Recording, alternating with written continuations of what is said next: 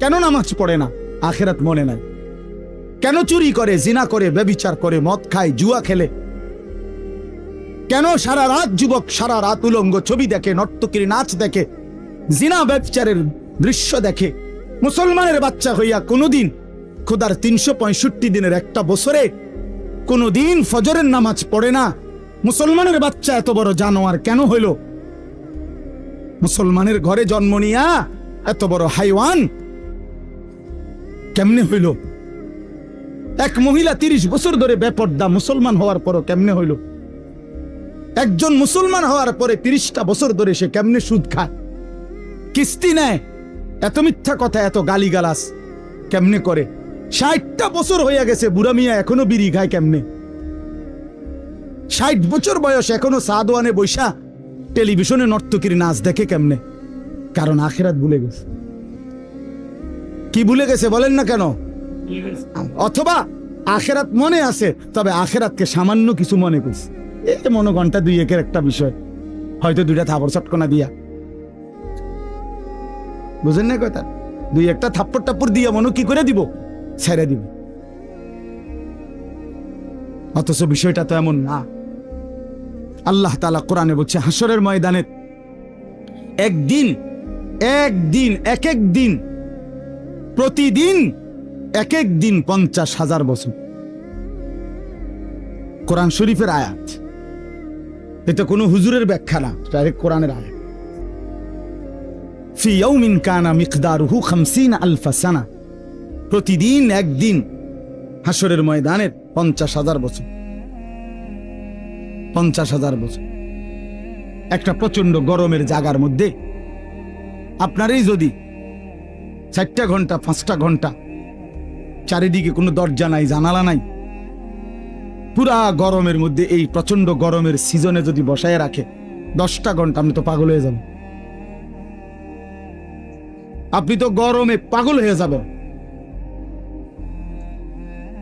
তো 50,000 বছর একদিনে মাথার উপরে সূর্যটা থাকলে দোস্ত আমার কি হবে অবস্থা? পায়ের নিচের জমিন তামার মতো হলে কি হবে? আল্লাহ নবী সাল্লাল্লাহু আলাইহি সাল্লাম বলছেন, উম্মত 1 সেকেন্ডের জন্য এই এক পাও রাখতে যেটুকু জায়গা পায়ের তালু, এতটুকু জায়গার অতিরিক্ত কাউকে 1 সুতা জায়গা বেশি দেওয়া হবে না। মাউদাউ কাদামিন, শুধু পাও রাখবার জায়গাটাই হাসরের ময়দানে মিলবে। ডানে বামে সামনে পিছনে আর আগাইতেও পারবে না, পিছাইতেও পারবে না, এবং 1 সেকেন্ডের জন্য বসতে পারবে না। ইয়াউমা ইয়াকুমুন নাসু লিরাব্বিল আলামিন, দাঁড়িয়ে থাকতে হবে। মাথার উপরে সূর্য থাকবে, পায়ের নিচে জমিন তামার মতো, নড়াচড়ারও কোনো ডান বাম করার সুযোগ নাই। জাহান্নাম সামনে, ওয়াজিআ ইয়াউমাইদিন বিজাহান্নাম, কোরআন শরীফ আল্লাহ বলছে হাসরের ময়দানে জাহান্নামকে সকলের সামনে এনে দাঁড় করানো হবে, জাহান্নামকে দেখবে। এই অবস্থায় কেমন হবে হালাত? আমি এই বছর এই যে গত হজে আরাফার দিন, যেদিন হজের দিন, বিশ্বাস করেন হজের দিন আরাফাতের দিন মানে হজ্জের সময় ওই তাবুর বাহিরে দাঁড়াইয়া, খোলা আকাশের নিচে দাঁড়াইয়া দোয়া করা, এটা একটা সুন্নত, মানে নবীজির একটা আমল ছিল। নবীজি আরাফার দিন, হজের দিন তাবুত থেকে সইরা আলগা হইয়া খালি আকাশের নিচে দোয়া করছেন লম্বা সময়। এই আমলটা করার জন্য বিশেষ করে এই বছরের হজে 2-3 বাইর হইছি। কদ্দুর 2টা মিনিটও বিশ্বাস করেন মনে হচ্ছে যেন আগুনের গোলা মারতে আছে শরীর। গরম কাহাকে বলে, একেবারে পুড়া গেছে পাউডার পুরা। আমি বাড়িতে আসার পরও তো প্রায় 15-20 দিন আমার হাতের কোনো সুদ আসিল না, এত গরম ছিল এবছর। তো অথচ আমরা সবাই বিজ্ঞানী গবেষণা কি যেন আমাদের থেকে সূর্য কত দূরে, কত জি আচ্ছা এই ধরেন না যে দূর দূরে, এই 2,86,000 কণ আর 30 লক্ষ মাইল দূরে কণ, যাই বলেন অনেক দূরে কিনা বলেন না, এই লক্ষ লক্ষ মাইল দূরে সূর্যের তাপে যদি এই অবস্থা হয়, তো মাথার উপরের সূর্যের কি অবস্থা হবে? কেন নামাজ পড়ো না ভাইয়া? এই বাপ, মুসলমানের বাচ্চা, কেন নামাজ পড়ো না? ছেলেরা আমার, কেন নামাজ পড়ো না? কেন নামাজ পড়ো না? মালিক আর কেমনে বললে নামাজ পড়তে? রাসূলুল্লাহ সাল্লাল্লাহু আলাইহি ওয়াসাল্লাম হাসরের ময়দানে জিজ্ঞাসা করবে, উম্মত, পিঠটা তায়েফের পাথরের আঘাতে চাল্লির মতো ছিদ্র বানায় ফেলছিলাম, ক্ষুধার কষ্টে পেটে পাথর বাঁধছিলাম, 3 মাস আমার ঘরের চুলায় আগুন জ্বলে নাই, আমি উম্মত দান দান শহীদ করে রক্তে ভাসে গেছি, 23টা বছর আমি কোনোদিন ঠিক মতো ঘুমাই নাই, এত কাঁদলাম, এত রক্ত ঝরাইলাম, বিনিময়ে তোর কলজাটা নরম করতে পারলাম না, তোর দিলটা নরম করতে পারলাম না উম্মত। আমি আর কত কাঁদলে তুই আমার কথা শুনতাম? আমি আর কত রক্ত ঝরাইলে আমি নবীর কথা মনে পড়তো? বলেন, কি বলবেন ভাই? বলেন, কি জবাব হতে পারে তখন? আল্লাহ আল্লাহ আমাদেরকে বুঝ দান করেন। এজন্য চলেন আমরা, আল্লাহ তাআলা আমাদেরকে বলছে, বান্দা, তুমি জান্নাতে যাইতে হইলে তাকওয়া অর্জন করতে হবে। ঈমান তোমারে আমি এমনিই দিলাম, জন্মসূত্রেই মায়ের পেট থেকে বের হইছ, সাথে আমি ঈমানের দৌলত আমি তোমারে দিয়া দিছিলাম। মুসলমান মায়ের ঘরে জন্ম দিয়া ঈমান আমি তোমারে এমনিই দিছি, সর্বশ্রেষ্ঠ সম্পদ আমি এমনিই দিলাম। এবার তুমি আমারে সাথে আরেকটা নিয়ামত তাকওয়া, এটা সাথে বুঝাইয়া দাও, ঈমান আর তাকওয়া আমার হাতে তুলে দিবা, আমার জান্নাত আমি তোমার হাতে তুলে দেব। এই তাকওয়া বুঝাইয়া দাও। ঈমানের পরে প্রত্যেকটা মুমিনের কাছে, মুসলমানের কাছে আল্লাহর পাকের চাওয়া তাকওয়া। আল্লাহ যেন বলে, ইসলাম তো তোমারে দিলাম, মুমিন তো তোমার পরিচয় হইল, তুমি তো নিজেরাই বলতেছো তুমি মুসলমান, তুমিই বলতেছো তুমি মুমিন। আমরা এখানে বলি না সবাই নিজেরা মুসলমান বলেন? ওরে ভাই বলেন না, ছেলেরা বলো ভাই। এই পরিচয়ে কোনো অতৃপ্তি বা অসন্তুষ্টি আছে কারো? তাইলে আমরা আলহামদুলিল্লাহ এই ব্যাপারে আমরা সন্তুষ্ট যে আমি মুসলমান, আমি মুসলমান।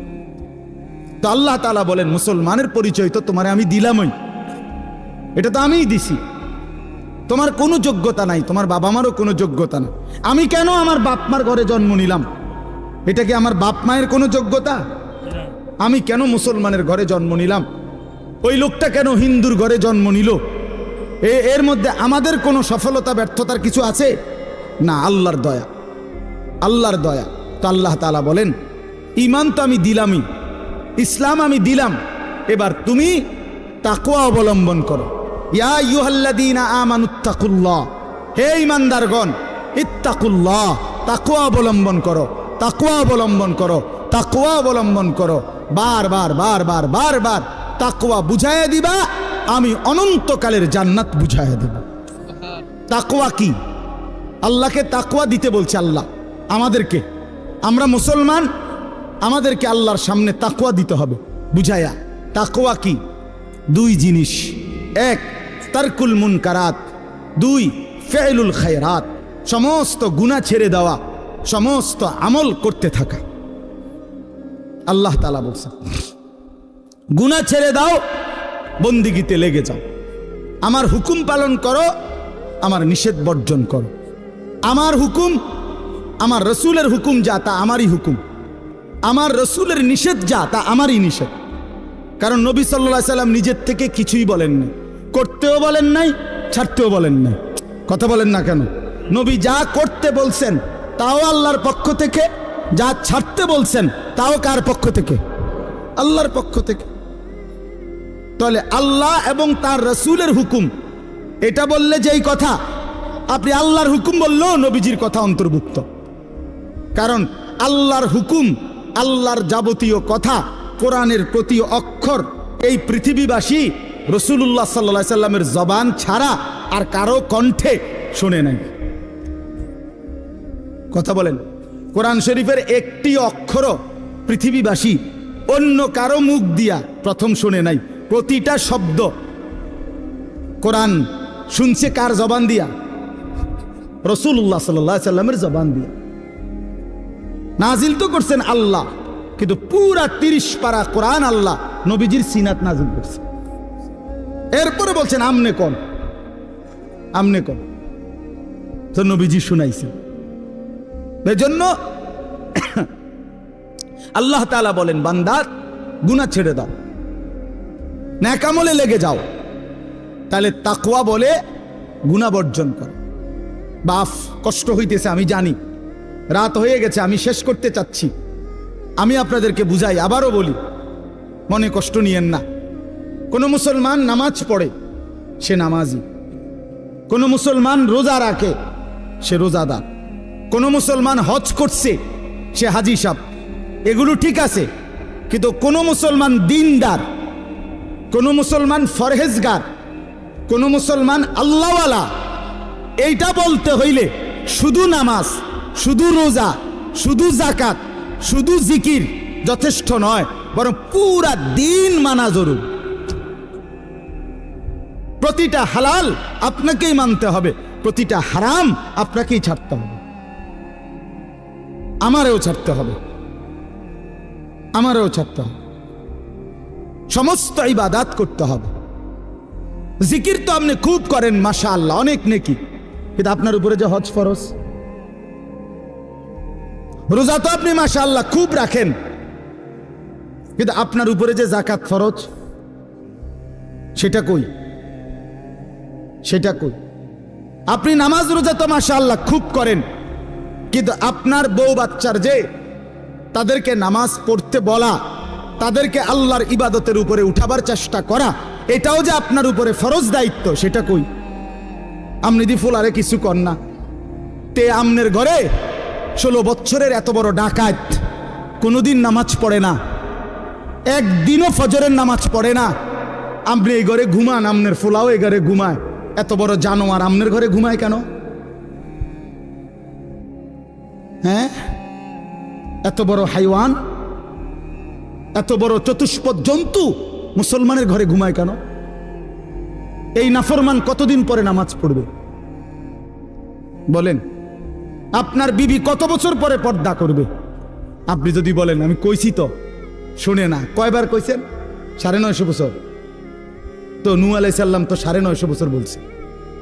আপনি যদি কইছেন সর্বোচ্চ 10 বার, 50 বার, আর মনে করেন আপনি 50,000 বারে কইছেন, তো 50,000 বার বলার পরে অথবা 3 বছর বলছেন, অথবা 10 বছর বলছেন, তো 10 বছর পরে আর বলতে হবে না, এই ছুটি আপনারে কে দিল?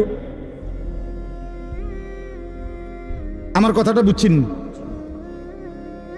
আমি যে হুজুর বিশ্বাস করেন, আমি তারে বলতে বলতে মনে 50,000 বার কইছি, তো আচ্ছা, তো ঠিক আছে, আমি ধরে নিলাম, বিশ্বাসও করলাম।